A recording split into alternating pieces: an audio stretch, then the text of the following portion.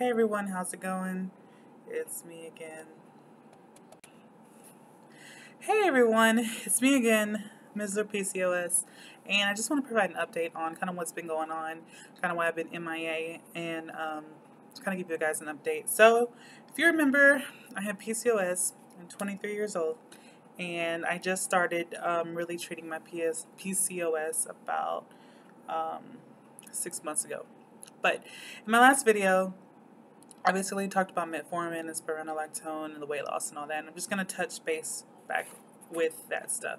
So weight loss goes, to be honest, I've stopped kind of going to the gym regularly, but I've picked up outdoor running because I guess sorry I have to burp, it kind of satisfies my attention deficit a little bit. So I don't know, it's kind of more fun to run outside than it is to run in the gym, you know. So that's kind of a recent thing, but my weight is stationary, but I imagine that, I haven't gained any weight, but I imagine that I've lost muscle and gained fat.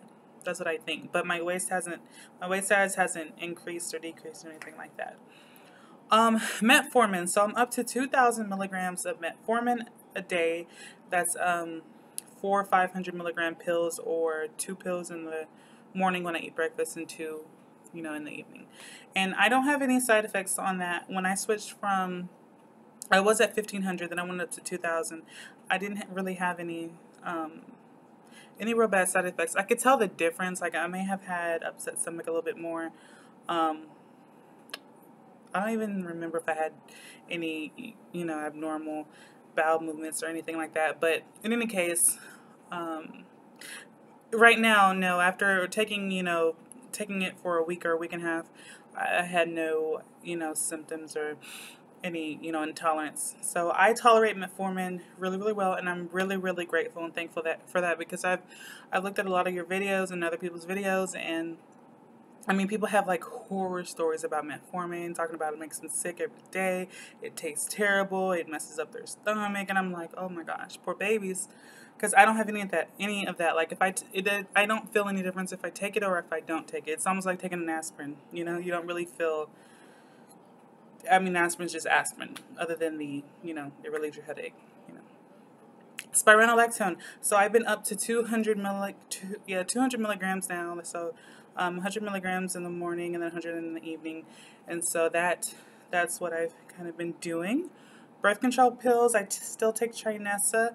I don't know what you take, but I take Trinessa, and it's working. It's working. I'll tell you more about that in a little bit. But I want to talk about 2 things, and that is, well, really the testosterone, my testosterone, a little bit about the birth control pills, and my hair. Okay, so I went to the doctors, about in January. It's May now. It's basically May. So I went to the doctors in January 5th. And, I had all my blood drawn and everything. And before that, I had my kidney levels looked at, and, my heart and the cholesterol. And for the most part, with the exception of my liver, everything was kind of okay. I mean, or it was typical, or what it was kind of expected to be. I mean, everything was good. So, when I had my testosterone drawn or checked, I guess it's regular testosterone. I know there's like 4 different testosterone tests that they can do, and it's the one that I got drawn recently is testosterone level. There's like free testosterone and free bound and weak testosterone. This one's just called testosterone level. So when I got it drawn in January, it was high, of course, as expected.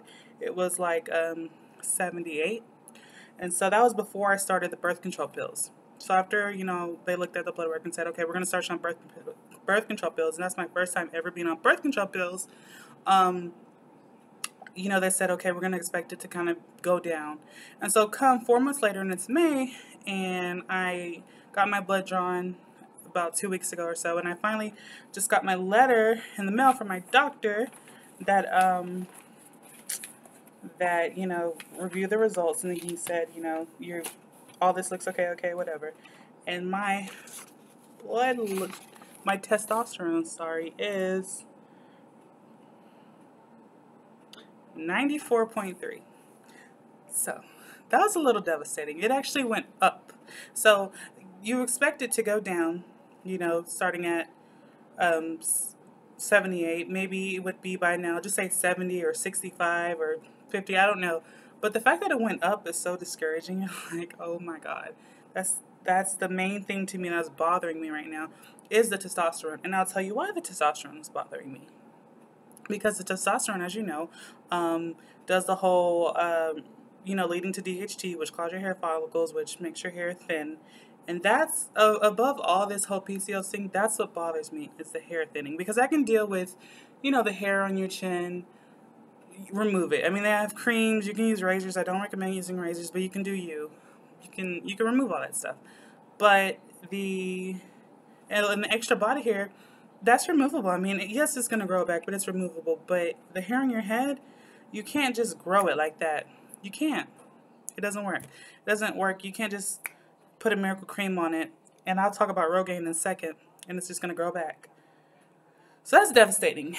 So that was not devastating, but it was disappointing. But I talked to, my OB, and he was just like, it takes time. It takes time.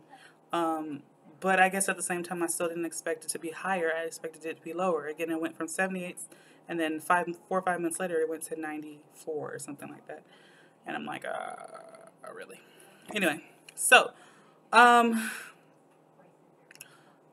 reason why I bring that up is because I've been staying faithful to my medicine, for months. I take it every day. I rarely ever miss a dose because I know how important it is, in the long term to have, all your dosages aligned. And so this is what PCOS and hair loss look like on someone with dreads.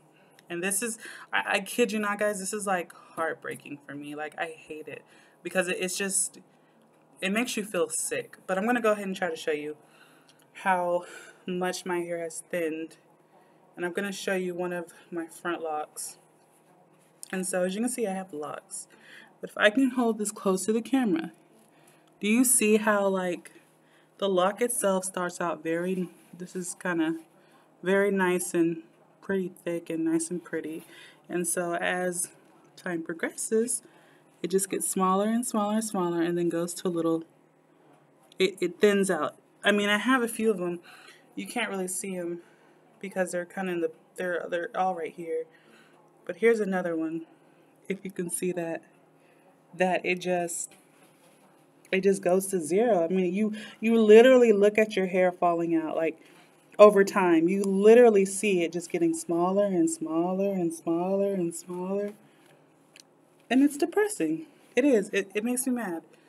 It saddens me because, your hair, for a lot of people, your hair is your beauty. And whether you think it's your beauty or you feel that it's beautiful on you, it's something that you want. I mean, we're women. We want our hair short, long, whatever. We want, we want our hair. Most women that I know don't want all their hair gone. Most women don't want, a bald or a boy cut. We just want our hair. We want it how we want it. So, that really, really bothers me, honestly. Like, that's the main thing, because if you could just feel my hair and feel how many locks are gone because of this over the past years, you would be upset too. It's almost like if you had a forest or woods or whatever of tall trees, and then one by one people just started slashing the trees. So if you put your hand down on the forest, you could just feel how, wow, there's a bunch of trees in between my fingers and they're kind of gone. I mean, it was a full forest, but now there's like a few trees, and it just doesn't feel good. It doesn't feel good. But they say it's a long journey. So, I mean, I'm willing. At least I'm not like trying to conceive, right now. I'm not trying to have any kids. I'm just trying to get healthy. And that way, when it comes to time to start a family, I only have to do, hopefully minimal things like hopefully, I read about Clomid, about how that kind of jumpstarts your ovaries or whatever. But, with time. And so I commend you that are going through this, this PCOS journey, this trying to conceive thing. I want to, give you a high five and a round of applause, because, I mean, what y'all are doing is not easy. And so I can only imagine, what other people are going through. And I feel like I don't even have it that bad, honestly. I don't. But, my biggest thing is just the hair loss. Like, I just want my hair loss to stop. If I did nothing else if nothing else could be helped with PCOS, it would be, I just want my hair to stop falling out. I just want to be able to have children eventually. But I don't know. It kind of seems like a lot to ask for right now. But all right, best wishes to yours. I'm sorry this video was so long. I just want to wanted to get everything in, you know, one video. I don't even know if you can watch the whole thing, but if you did, I appreciate that. And even if you didn't, that's fine too. But have a wonderful night, and I'll see you all again. Thanks.